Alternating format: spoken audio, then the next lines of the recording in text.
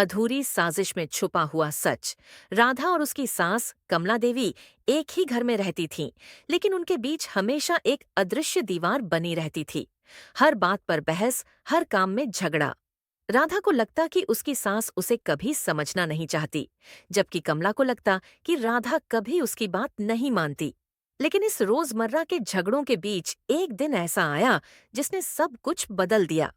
एक शाम राधा अपने कमरे में अकेली बैठी थी। तभी दरवाजे पर दस्तक हुई। वह उठी और दरवाजा खोला तो देखा कि सासू माँ की तबीयत खराब लग रही थी।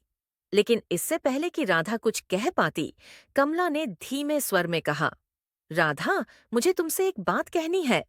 राधा ने सोचा कि फिर कोई झगड़ा होगा, लेकिन इस बार कमला देवी का चेहरा गंभीर था। उन्होंने धीमे स्वर में कहा, मुझे शक है कि हमारे घर में कुछ अजीब हो रहा है। मैं कई दिनों से महसूस कर रही हूं कि कोई हमें धोखा दे रहा है। राधा को पहले तो यकीन नहीं हुआ, लेकिन कमला देवी के चेहरे पर डर साफ झलक रहा था। राधा ने उन्हें सहारा दिया और उन्हें आराम से बैठाया। माँ, आप क्या कह रही हैं? घर में कौन हो सकता है ऐसा? राधा ने पूछा। कमला देवी ने धीरे से कहा, मैंने अपने कमरे में कुछ आवाजें सुनी हैं और कल रात मुझे लगा जैसे कोई मेरे कमरे में घुसा था। राधा का दिल जोर से धड़कने लगा। क्या सच में घर में कोई बाहरी था? दोनों ने मिलकर ठान लिया कि उस रात सच्चाई का पता लगाएंगी। रात के 12 बजे राधा और कमला देवी जाग रही थीं। अचानक एक हल्की सी खटपट की आवाज आई।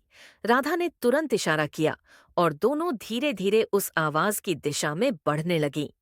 आवाज सीधे कमला देवी के कमरे से आ रही थी। दोनों का दिल तेजी से धड़क रहा था। जैसे ही उन्होंने कमरे का दरवाजा खोला, उनके होश उड़ गए। अंदर एक परछाई थी जो अलमारी खोल रही थी।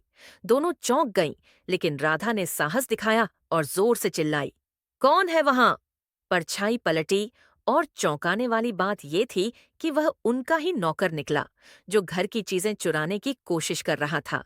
दोनों ने मिलकर उसे पकड़ लिया और पुलिस को बुलाया। उस रात के बाद राधा और कमला देवी के बीच का तनाव कम हो गया। उन्होंने एक दूसरे को समझना शुरू किया।